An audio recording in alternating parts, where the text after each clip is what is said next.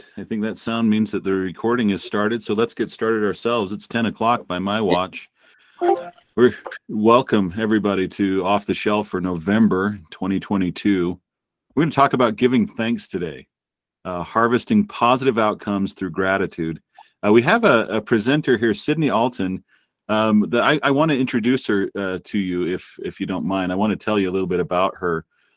She's originally from Ogden, and she earned her bachelor's degree at Weber State in Family Studies and Communication. That's a double major. And she worked her way through school in the insurance industry. But once she graduated, she moved to Eastern Utah, I believe Emery County, started her career in state government working for the Department of Corrections. But within just a few months, she was offered a position with DHS, the Human Services. And while there in Eastern Utah, she met and married a law enforcement officer. So they're a family of state employees. They got married at the San Rafael Swell, by the way. A year later, they relocated down to Cedar City, where they've been since. It's kind of their dream town. She continued her education down there in Cedar City. She got an MPA degree, a Master's of Public Administration at SUU. Highlights of her program were a study abroad in Nairobi, Kenya.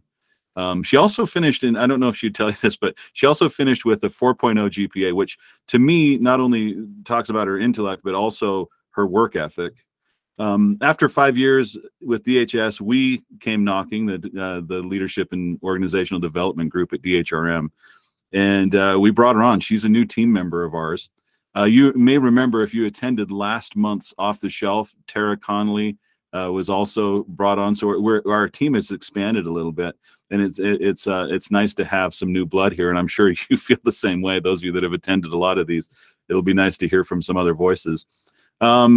She brings diverse experience. She's worked in multiple agencies for the state.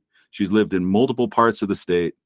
She, in fact, continues to live in Cedar City and is kind of a remote employee and is specifically assigned to support leadership there in the southern part of the state. So if you're in one of the counties down in the south part of Utah, get to know Sydney. She doesn't watch much TV, we've found out. We don't hold it against her, but she doesn't know any of our inside jokes when we quote TV shows because she's spending her time outside, right? She hikes and rides and hunts and paddle boards, and that's what she prefers to do. Anyway, it's my pleasure to introduce you to Sydney Alton. And Sydney, we'll let you take it away. Actually, I probably should say this first. Sydney, can you hold tight? I've already introduced you. You're ready to go, I know, but yeah. I gotta do two more things. If you could change the slide there. The next Off the Shelf, it won't happen in December. We're going to take December off. We don't think any of you would come anyway. So we're going to go to January 18th.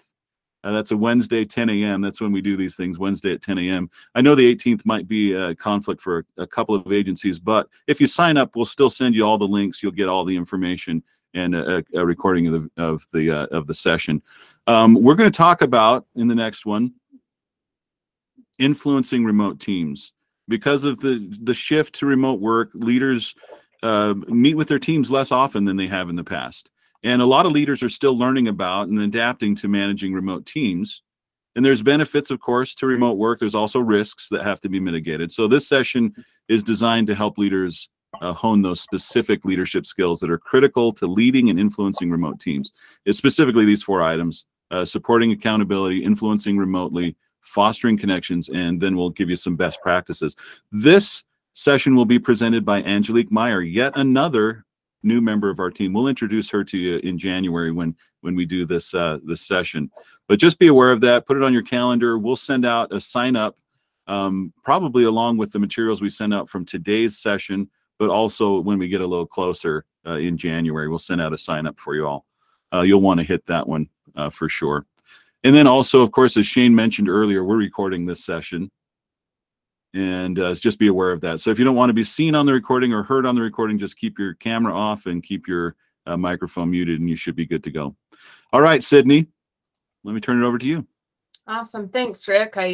Thanks for the thorough introduction, and I'm really happy to be here and be a part of this new team and be able to present today. I'm pretty dang excited about this topic, especially having Thanksgiving just last week. So we'll jump in and be able to talk about the good things that gratitude can bring into the workplace. We know what it might bring into our personal lives, but also there's a lot of science and research that shows the positive impact it can have here during our work hours. So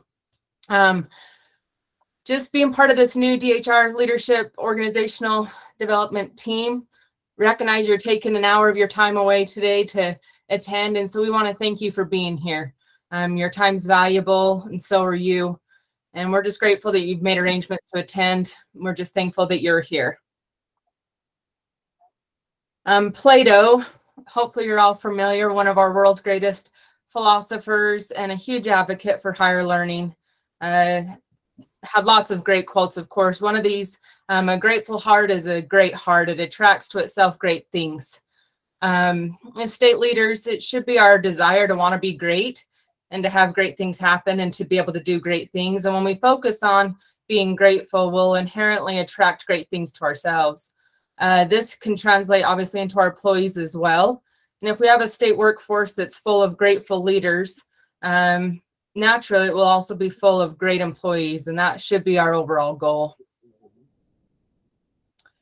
Speaking of Thanksgiving, hopefully we were all able to spend some good time with families and loved ones and friends, and take a little time to discuss what we're grateful for, and hopefully be able to show some gratitude to those that we surrounded ourselves with.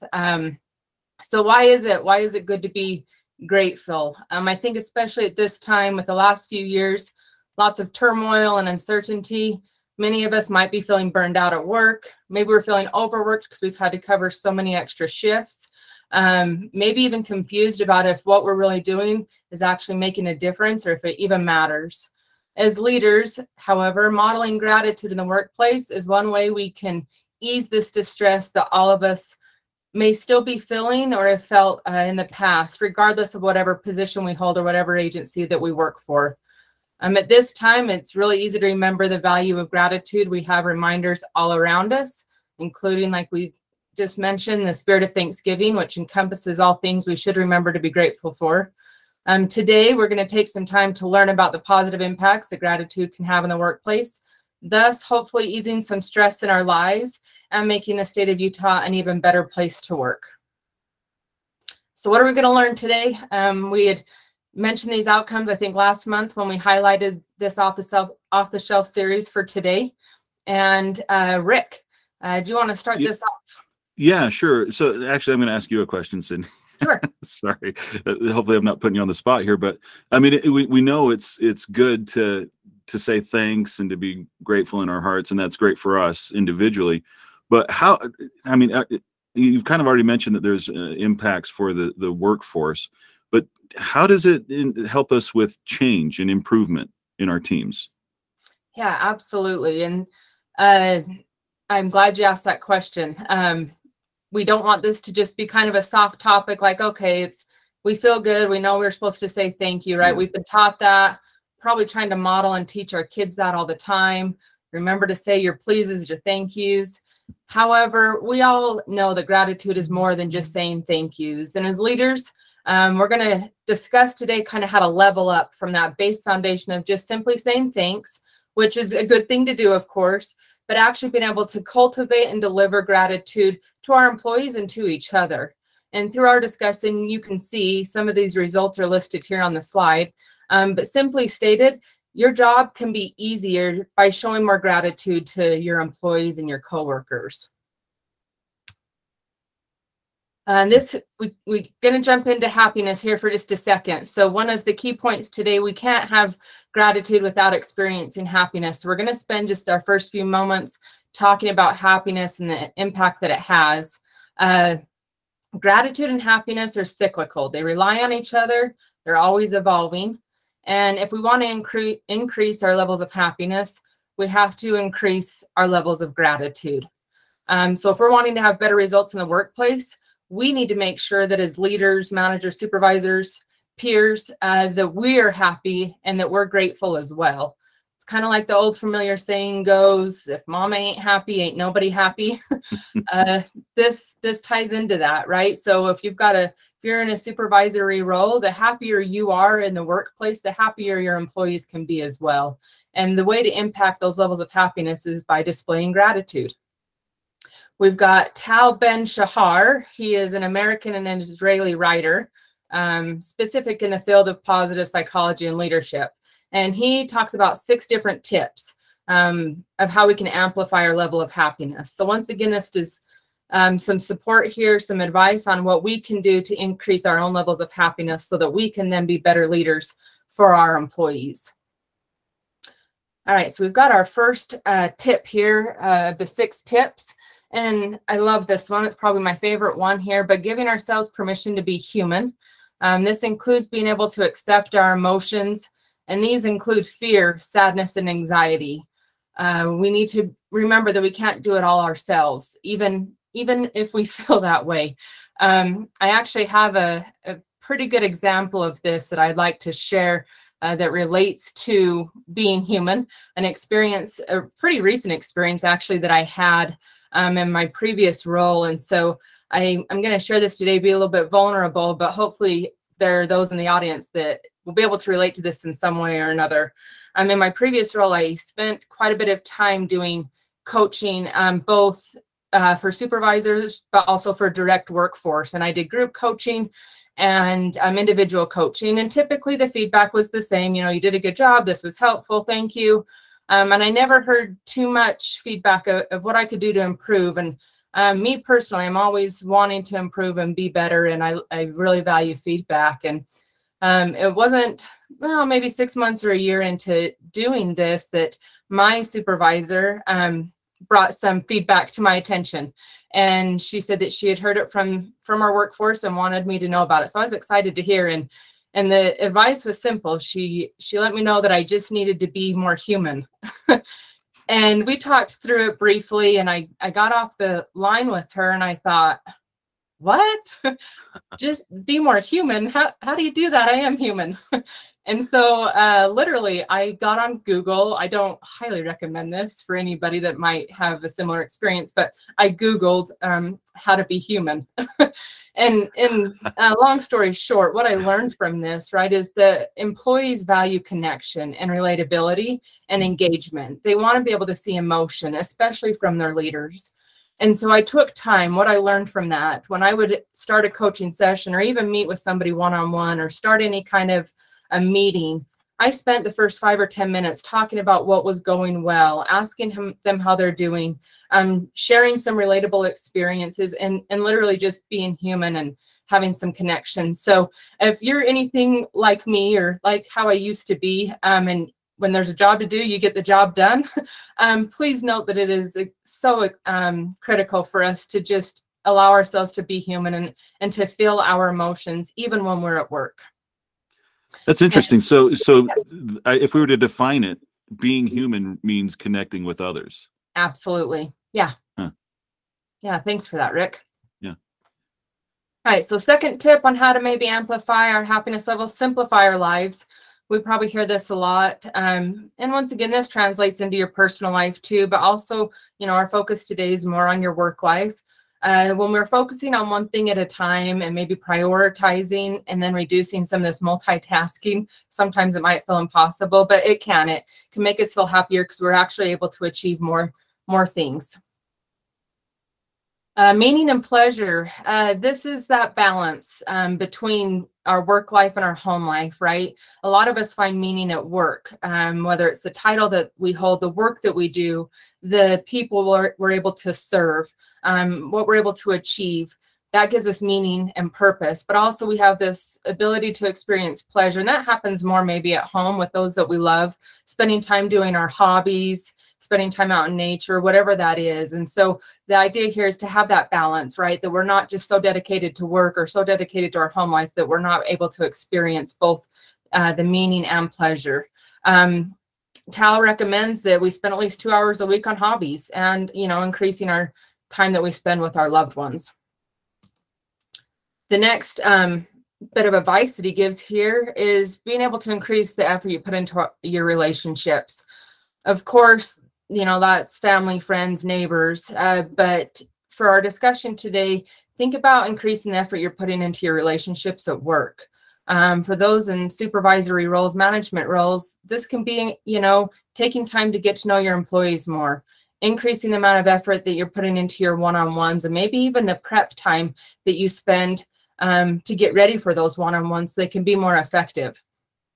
If any of you want more support on how to have better or more effective one-on-ones, our director, Dr. Dan Chase, did a off the shelf series, December 2021, on one-on-ones and how you can have a better impact there. So feel free to look there at the library and find out if you'd like some more support that way. You can find that on YouTube. If you just go to YouTube and search DHRM training, there's a playlist of Off the Shelf. Perfect. And we've got, when we share these slides at the end, we've got the link there available to you as well. All right, so the fifth thing here is be mindful of our minds and bodies and the connection that they have. I mean, we're all told, take care of our physical health, exercise, eat right, all of those things, which are so important. And I'm a huge advocate for that, because I believe when your physical health is managed well, it has a really good impact on your mental health, your emotional health, your spiritual health, all of those things. And so having a connection here, but our mental health is just as important as our physical health. So take time to practice some mindfulness, maybe get out and do some yoga, practice some breathing techniques. These are all simple things that we can do. And our research shows, of course, that this leads to lower levels of depression, which impacts our levels of happiness, increasing those levels of happiness as well. And then finally, the sixth tip here on ways to improve or increase our happiness levels is, of course, to just focus on the positive and to be grateful. Tal recommends, maybe writing down 5 things a day that you're grateful for. I know there's gratitude journals out there. It doesn't need to be anything formalized, but even just taking, maybe 5 minutes a day or 30 seconds a day on your drive to work, or when you first get to the office, and just thinking about what you're thankful for, what happened to you in the last 24 hours, and then being able to acknowledge the people that had an impact on those things that made you be grateful. This doesn't mean that we turn a blind eye to the things that are negative, or that we don't believe that there's challenges in life, of course. But if we're taking our time and training our brains to focus on the things that are positive, we're bound to be more grateful. So now we're going to just kind of jump in. We've talked now about how we can increase our happiness levels as managers. So we're going to go back to kind of leadership training one-on-one. Some of this might be hopefully familiar to most of you, but if it's not, we're going to briefly review it. So quick facts. I'm a numbers person and I like to know data. And so most of you might know this, but if not, in the state of Utah, including all of our different agencies, we have about 21,000, just over 21,000 employees, and about 4,600 managers and supervisors that help support those employees. And so that's a lot of people doing a lot of good work and serving the good citizens of Utah. And so as managers, right, you should want to have this inherent desire to improve. And there's different skill sets to learn to be a more effective leader. And these 3 skill sets here you can see are these technical skills. These are really pertinent for our frontline, first level managers, right? They need to know how to do the job. They need to have the ability to use different techniques to achieve whatever it needs to get done. They have to know that line of work and that skill set. And then we've got managers who maybe are more, they might know more about these conceptual skills, meaning that they can see the big picture, right? Their skill set is to have ideas. How can we improve a system? How can we be more effective? How can we better utilize our resources? And they are more of our executive and senior leaderships, senior leaders that we have in state government. And then we've got the interpersonal skills, and regardless of whatever management position that you hold, these are the most important, right? Because people are people. I'm quoting Brene Brown there, but honestly, wherever we go, there's always going to be people. And so if we have an ability, if we're, assigned or tasked to lead and support others, these interpersonal skills are really important. And what that does when you develop the skill set is it increases the human potential that we have. And of course, that's really important when we look at state employment. The great news is that we can all develop these skills simply through more learning and practical experience. Our knowledge and ability can grow through various management activities and tasks. So the longer we're managers and the more experience we have, and the more often we're choosing to learn and then practice what we're learning, the better that we will be. All right, so I'm going to jump into, hopefully I won't lose anybody here, but biology for just a second. But it's important. And I think this kind of ties back to gratitude not just being, you know, a touchy feel-good thing. It's actually a scientific thing as well. And so for those of you that might be really skilled in biology, we know that our hippocampus is located in our temporal lobe, and it's all of that is part of our limbic system. And our limbic system is responsible for our memory, but also our emotional responses. And multiple studies, scientific studies, show that a variety of stimuli can damage our hippocampus, especially negative stimuli. So when you think about any kind of trauma that we experience, right, that's going to have a negative impact on our emotional response and may even start to damage our hippocampus. However, this is the cool part. We also know through science and research that depending on the stimuli, we can positively impact the health of our hippocampus. And so the more happiness that we experience, the more learning that we seek, and the more gratitude that we give, the better our brain health can be. And so why is any of this even important? It's important because if we want to improve our health, especially our brain health, we actually have the ability to choose to do it simply by seeking to improve our levels of happiness. How exciting is it that we can control our happiness, which of course has, you know, a positive effect on our health, simply by making the choice to do it. All right, so to go back to talking about how happiness and gratitude are cyclical, we're going to learn a little bit here today from Dr. Robert Emmons. I think he's got the coolest title ever in the whole world. He's the world's leading scientific expert on gratitude.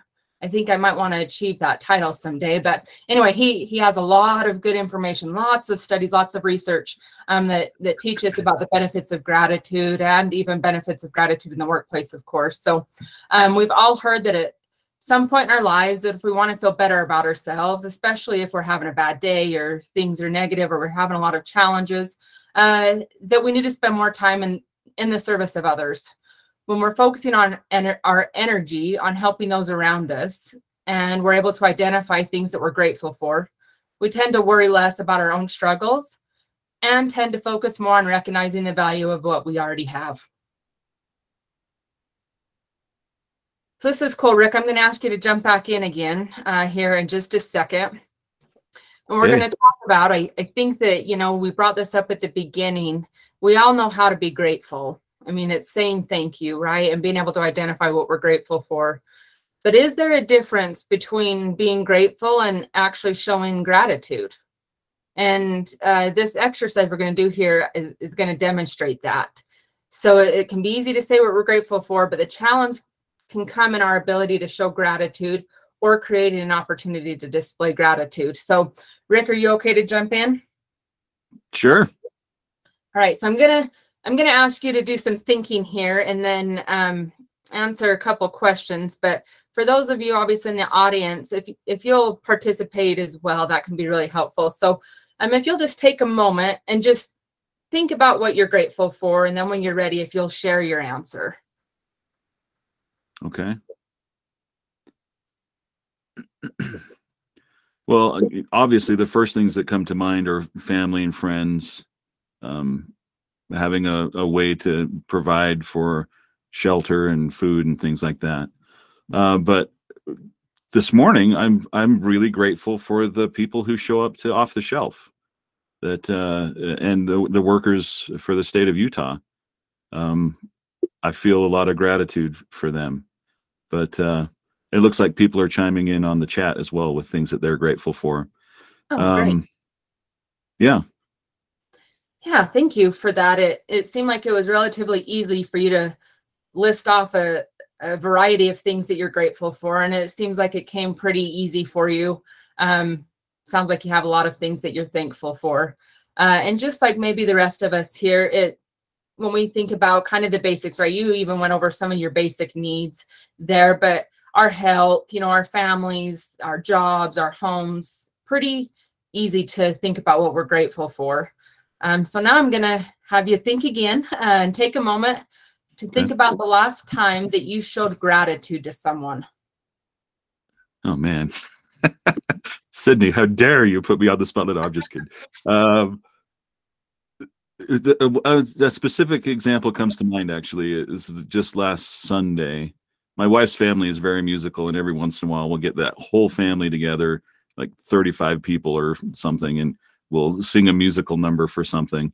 And my brother-in-law kind of heads it up and does the rehearsals, and afterward, he'd done a really good job with us and made us sound really good. And so afterward, I did specifically approach him and tell him that I thought he did a great job. Awesome. And you said that was on Sunday, so just a few days ago. Okay, yeah, a few days ago. There might be something more recent, but that comes to mind.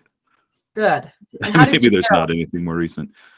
Great. It felt good for me, but hopefully it made him feel good as well. It's nice to be recognized for things that you do, and especially for things you do well. Yeah. Did you feel like it was maybe a little harder to identify the last time you showed gratitude to someone, as opposed to just identifying what you're thankful for? Oh, yeah. Yeah. It's a little more work. Right now, there's common examples of this, though, every day, right? I mean, we say thanks. Someone opens the door first. We're saying thank you. Maybe you're sending a text to a loved one, thanking them for something they did that day. Maybe you're helping your neighbor on the way out the door, putting in the garbage can or something. There's things, the state of Utah, and one of the reasons why I love living here is that we're a service-oriented state, right? We really care about the people around us, and we're always willing to jump in and to help other people. And so those are different ways we can display our gratitude as well. All right, so for the final part of this exercise, I want you to now take a moment and think about the last time that you showed gratitude to someone that you work with. Okay. I need to point out that if you're not following the chat right now, there's some wonderful things being said in the chat about people who are grateful. That's harder, Sydney. I don't know. I don't know if I can give you a specific example, but I know I feel it. I feel grateful to my team, the people that I work with, you and the rest of the team. I feel it a lot, but I don't know the last time I actually said it. Rick, wow. Thank you for the vulnerability there.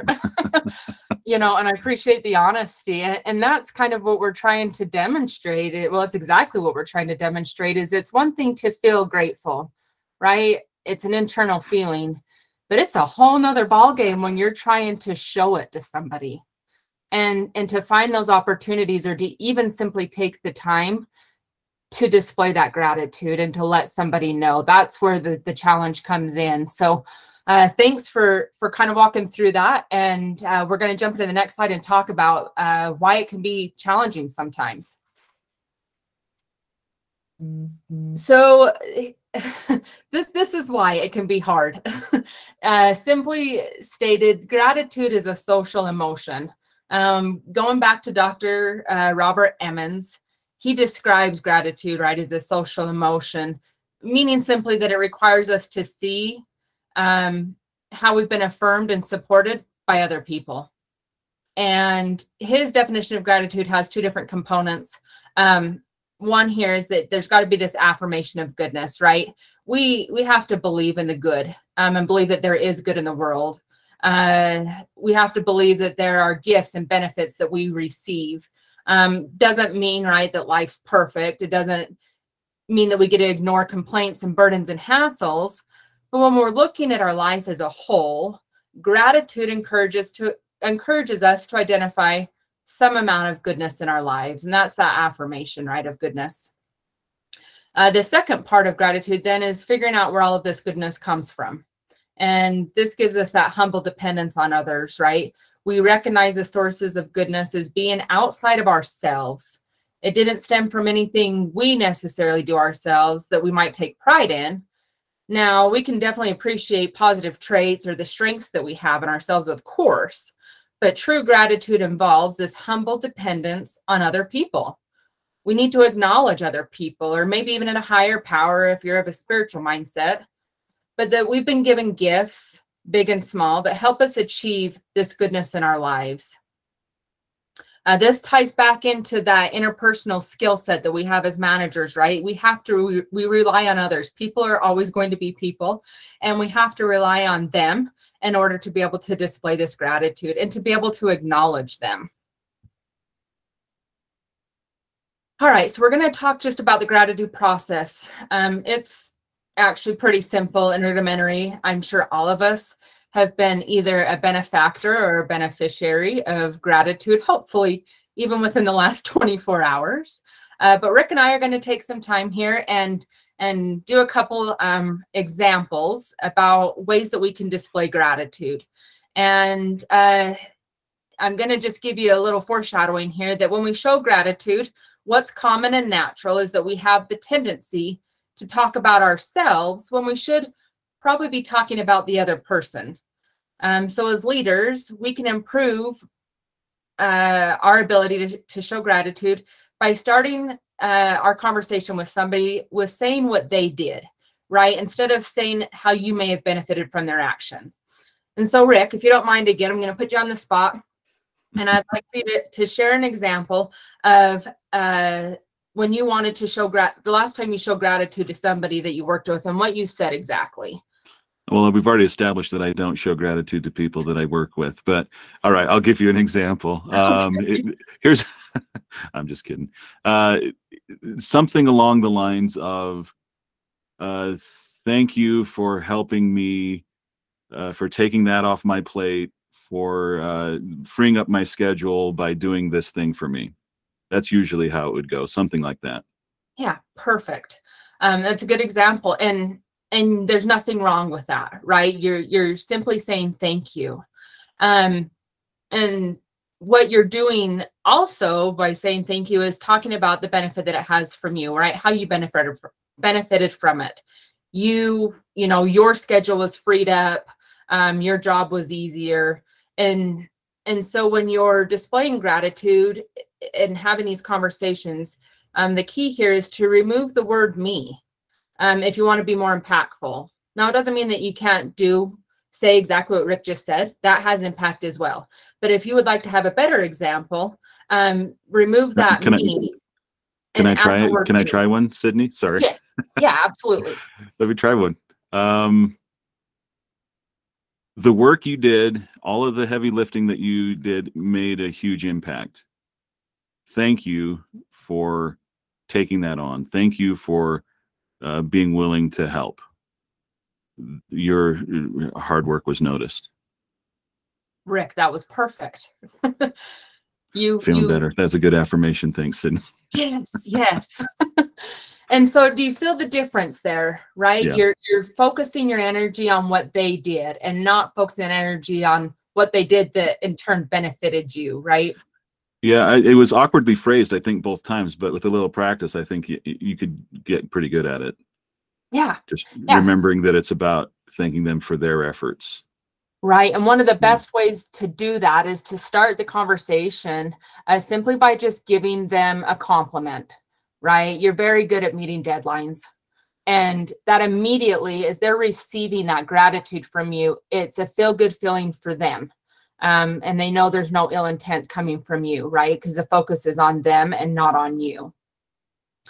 So we're going to jump into this diagram next here. I love this because it's the simplicity behind it, but we've got to state this when we talk about gratitude. We've got people in the world. I mean, I don't think out of the over 500 people we have here today or whatever, even any of the state employees that we have here in Utah, that this would ever happen. But we do need to talk about it. So there's this interactive nature of gratitude. And this model here was an adaptation from Dr. Charles Kearns.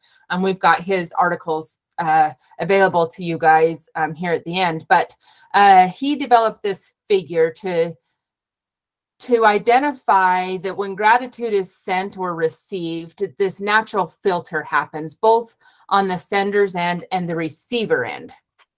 So just stick with me here for just a second. The high impact expression of gratitude finds the sender of gratitude giving from the heart without having an ulterior motive. The recipient of the gratitude perceives the act of gratitude as positive, not being due to manipulation by the recipient, and offered based on the internal motivation of the sender.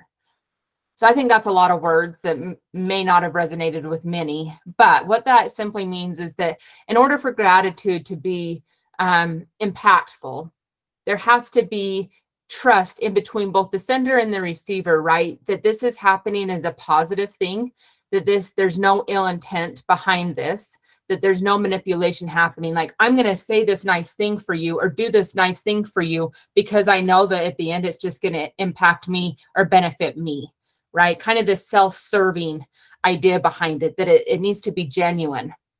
And so as a manager and an employee, both the manager and employee need to believe that the gratitude that gets shown in the workplace is genuine. And we have these filters to do that. And when those filters are in place and we trust and believe that it is of goodwill, it's reciprocated. And we're going to explore that just a little bit more here in a minute. But that's one of my favorite things about gratitude. It doesn't just benefit the sender, or in this case, maybe a manager. It also, of course, benefits the employee or the person receiving the gratitude. So here's kind of the dark side. There's always a dark side to everything, but this self-serving bias. And when I present this, the intent here is to show that gratitude doesn't always come naturally for people. And it doesn't mean that it's always easy. We all know that it's good. We hear about it and we think, yeah, we know it's good to be grateful, and we know it's good to let other people know we're thankful for them. But it doesn't mean it's always easy. Just in the example we did with Rick here, I mean, he's said several times, I'm grateful for the people I work with. But man, I don't know the last time I let them know that, you know. So practicing gratitude can even be at odds with some deeply ingrained psychological tendencies. If we think about the environments that we grew up in, the relationships that we've had, experiences that have been a part of our lives, both good and bad, they have manipulated our ability to maybe psychologically have a harder time to display gratitude. And it doesn't mean that it's not possible, though. And what this can do is cause a self-serving bias. And so that means simply that when good things happen to us, we say it's because of something we've done, right? We're taking all the credit. But when bad things happen, right, or something's challenging, we tend to blame other people or circumstances. And this is a natural thing. I want to normalize this because it's definitely a skill set. You know, when you work hard on something and you put a lot of time and effort and energy into it, you want to take the credit, right? And then if it doesn't maybe go as planned, or you didn't do as well as you thought, it's really easy to say, well, it was circumstantial, you know, the timeline changed, or that person didn't do their part, or this person called in sick or whatever, and we do the blame game. And that's not helpful. And so the way to offset that is through gratitude. Gratitude really goes against the self-serving bias, because when we're grateful, we're giving credit to other people for our success. Remember how gratitude is a social emotion. It relies on other people and this humble acceptance of others. So even though we might accomplish something ourselves, it's not all because of ourselves. And so we need to widen our range of attribution to also say, well, my parents helped give me this opportunity, or I had a teacher or a mentor, or my siblings or my peers or my boss or anybody else, other people that assisted me along the way. And that's very different than from having a self-serving bias. As a manager, one of the best ways you can start practicing this is to identify how your employees have impacted your own development. When I was supervising, I learned more from my employees than I ever thought I would. You know, you're in a leadership role and everybody expects you to know everything. And you realize, I think day one, when that role starts, that you have a lot to learn and your weaknesses get identified a lot quicker for you. And so what we need to do as managers in situations like that is not take the credit for the role, but be willing to say, wow, how are my employees helping me develop as a better boss as well? And of course, as leaders here in the state of Utah, we should always be providing opportunities for our employees to develop and encourage their personal growth. And hopefully and inevitably, they'll be our future leaders someday as well and continue on with this great work in our state. All right, so now that we've talked about how important gratitude is and where it comes from and the impact that it has on our happiness, let's talk about other benefits. And Rick, I'm going to have you join in here again. And this is really probably what I think is the coolest part of the whole conversation today. Of course, are the benefits, right? What are the outcomes of gratitude? And my favorite part about this is in gratitude, and I mentioned this earlier, it's not just about the person that you're thanking, it's about you too. And so when we talk about this in the workplace, these benefits aren't just for employees, right? If a manager's, doubling up on their efforts of showing more gratitude to their employees, of course, it's going to have a positive impact on their employees. But it reciprocates, right? And it actually has benefits on the manager as well. So, Rick, do you mind jumping in and just ask any questions? Yeah, I have a couple of questions. So first of all, where did this study come from? Where did this data come from? Yes, I mentioned him before, but Dr. Robert Emmons. Okay. Coolest guy. This comes from a study that he did, I believe about a decade ago, but in an article, he talked about why gratitude is good. And these were the benefits that he found from those studies. Yeah, I love these takeaways. I think it's great. I mean, lower blood pressure, feeling less lonely and isolated, those are great. But how does it translate to making an impact in your workplace? I think that's kind of obvious, but what are some specific things that these benefits lead us to in the workplace? Oh, I love it.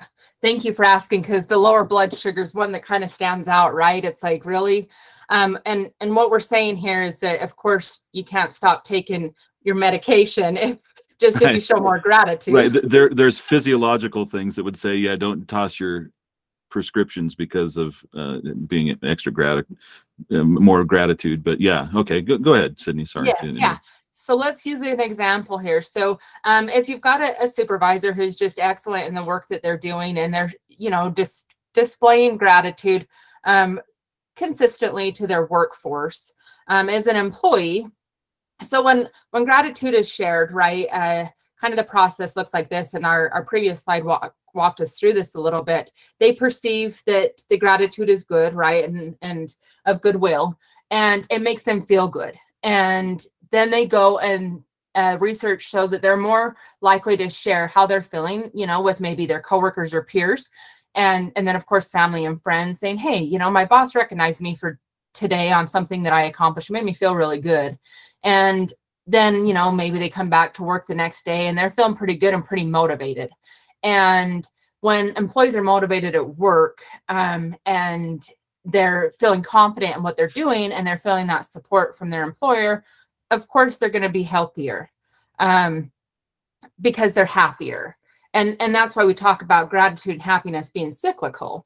The more gratitude that you give and or receive, your happiness levels increase. And so when happiness levels increase inside your body, your body tends to be less stressed physically, which one of the impacts of that could, even be lowering your blood pressure.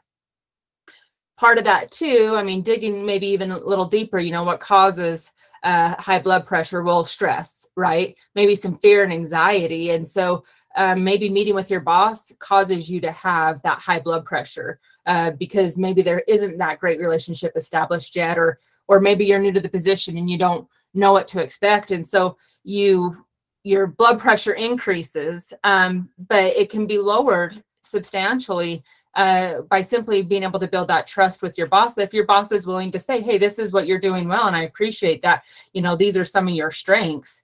And so those are some of the benefits maybe from the employee's standpoint, but then from the manager's standpoint, we all know how stressful it can be to be in a management role. There's timelines, there's deadlines, there's lots of expectations, there's budget constraints, there's employee turnover, there's all of those things that can cause stress.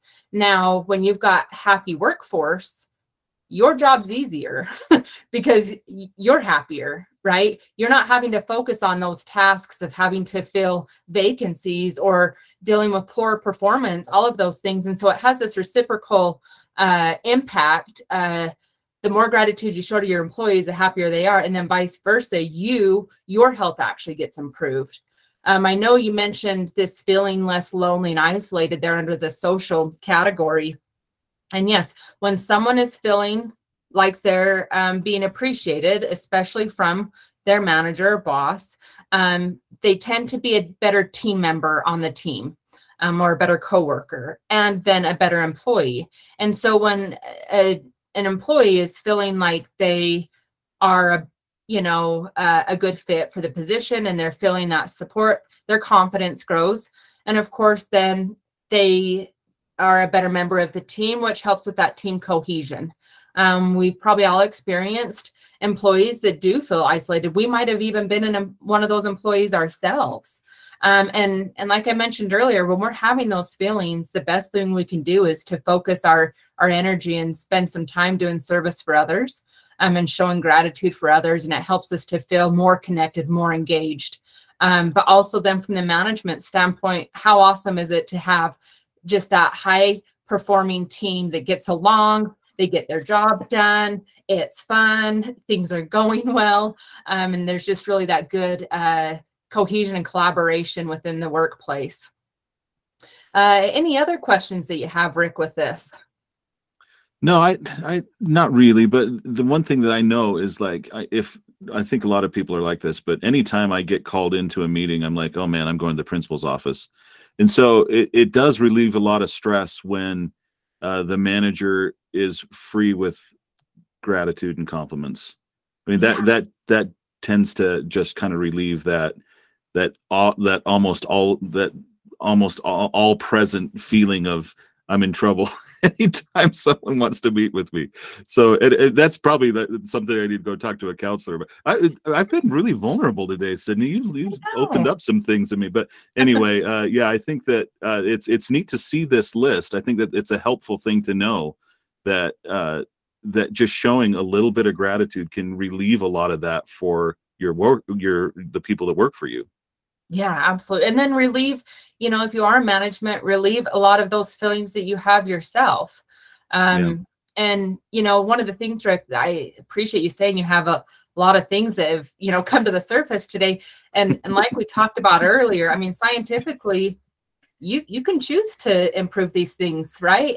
The first key is to recognize and identify, hey, I know, I'm grateful and I feel good about things, but man, how do I kind of level up? Oh, I have an opportunity to do that. And I just need to make it part of my, daily routine or whatever. And I believe in you. I think you've got it. Thanks, Sydney.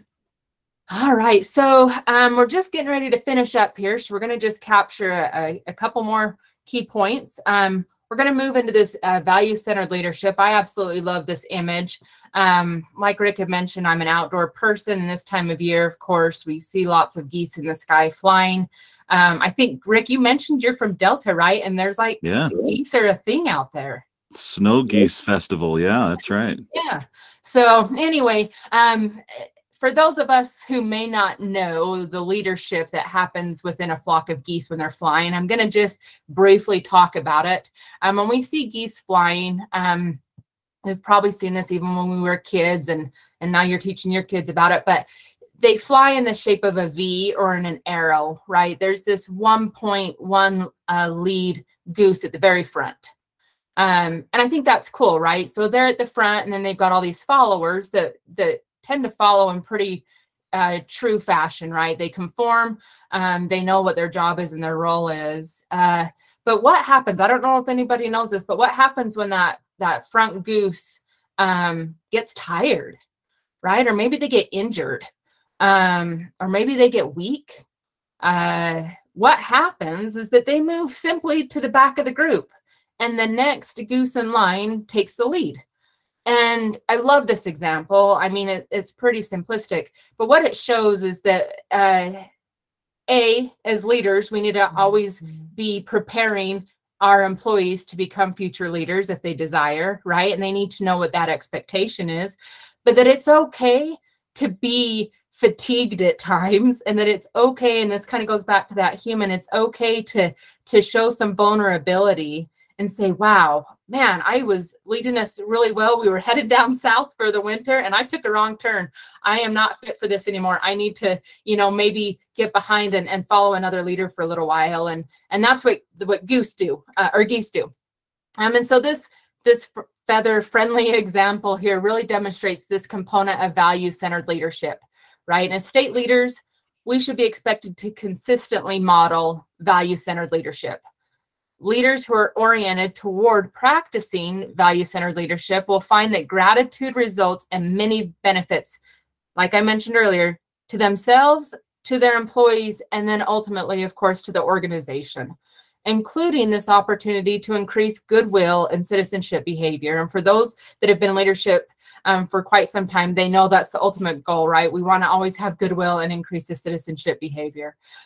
Benefits from gratitude enhancing interventions will likely assist in developing value-centered leaders, meaning that if we have employees who are growing up in a work environment that's full of gratitude, they themselves are more likely to be able to develop into a value-centered leader.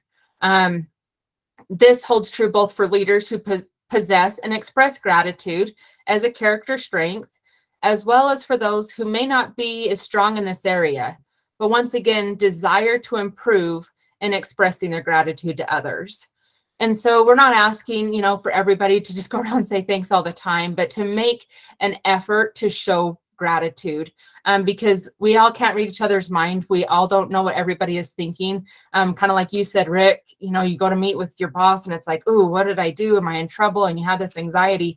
How awesome to know every time you go to meet with your boss that you're going to hear some praise and that you're going to have some strengths identified and you're going to feel empowered as an employee because your boss is taking the time to show that gratitude towards you. All right, I think we've got just a few minutes left here, which I'm excited about because I have another story here. I love stories. I think, Rick, you mentioned you love stories too, but it kind of ties into the spirit of this holiday season as well, and spirit of Thanksgiving. But this idea of having gratitude for what we can give as opposed to what we can receive. And so when you think about an employee, most commonly they're looking at what they're getting from their boss, right? Whether that's, praise or new assignments or their job for the day, depending on whatever role they have. They're typically in a role where they receive a lot. But as managers, we're in the role of giving. And when we think about this outside of maybe project management or task assignment or things like that, if we can kind of amplify ourselves to get into this spirit of what we're able to give and not just what we can receive, I really think the impact can be beneficial. So to reiterate that point here, we've hopefully all of you at some point have seen the beautiful orchards we have across the state of Utah. Many of you might have your own gardens at home, maybe even your own orchards, but regardless, the idea here is that it's harvest season, right? Fall we know is harvest season. Might be an alfalfa field, it might be the peaches, it might be the squash, the corn, whatever it is. And so hopefully everybody's had this experience of knowing the time and investment it takes to harvest anything you've planted. And I've got a quick example here, and it's of my neighbor, and he might even be on this call. And so if he is, I am grateful for him sharing this with me a couple years ago. But him and his family, they harvest pine nuts. And I'm not sure if many of you even know how pine nuts get harvested. I had no idea. All I knew is that pine nuts were expensive. And so this idea, right, this cute family that's in my neighborhood, they go up, they've got 4 little boys, if you can imagine, haul up in the truck up on the mountain, and they fill the entire bed of their truck full of pine cones. And the labor that goes into that, I can't imagine, right? And then the patience that goes into it, especially having these little boys learn and to be helpful. And then they drive back, and then the neighbor, they built these special trays, and literally they take up a huge chunk of their yard, and they've got some good property. Anyway, but these trays, they're quite complex, and they're cool. And so they take all of those pine cones then out of the bed of the truck, and they put them down on these trays in a certain position, and you got to let them sit in the sun, and you have to wait. And I can't remember if it's a few days or a few weeks, but there's a time that goes into it. And with the position of the pine cone, eventually these pine nuts fall out of the pine cones. And then of course they collect the pine nuts, and then they harvest them, and pretty cool. The little boys, they'll go out and sell them, or they give them to people they love and care about. But the idea here is that when we put time and effort and energy and patience into something, the results can be very rewarding. And so when we look at ourselves with this opportunity that we have to show more gratitude in the workplace, it is going to take time, maybe a change in routine, a lot of patience, doing things differently, giving different opportunities, but the results can be so rewarding. And that your employees are going to be happier, you're going to be happier, and ultimately just having a better place to work. All right, so we're going to recap here. If there's anything you want to take away from today, this would be it. Happiness and gratitude are cyclical. They rely on each other. We're increasing our happiness levels can be a choice, and we can do that by showing more gratitude. The gratitude's a social emotion. It depends on others, and that gratitude increases goodwill along with a multitude of other benefits in the workplace. Now, harvesting these results, right? What can you do now at the end of today or the end of this call? What can you change when you go back to work today? Right? And as a leader, create some spaces, physical or virtual, to display gratitude. Take 5 minutes at every staff meeting to talk about what's going well, or to recognize good things that have happened amongst your employees. Even have a physical place, whether you have, some thank you cards available. Encourage your employees to take opportunities to thank each other in a variety of ways. Your role is to essentially cultivate a grateful working environment. Your employees are going to be happier and healthier. Performance and productivity is going to improve. This, of course, all leads to increased social capital and organizational citizenship.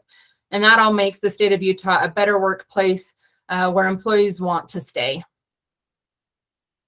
All right, Rick, I think you're going to close us out here. Yeah, thanks, Sydney. Thanks so much, everybody, for being here today. Don't forget, we will not be having it off the shelf during December.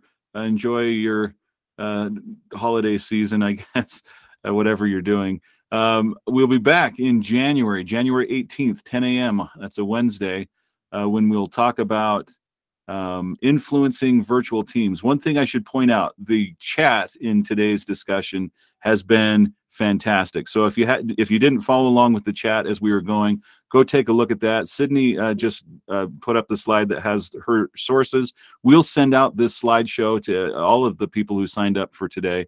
We'll also send a link to a form for some feedback. Please give us your feedback. We like to look at it and try to improve what we're doing here. And also we've recorded this, so we'll send out a link to that when that's done. Rendering probably in a day or so. That will be added to our playlist in our YouTube channel. You can find it by going to YouTube and just searching for DHRM training.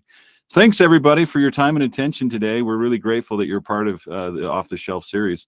Have a great afternoon. Thank you.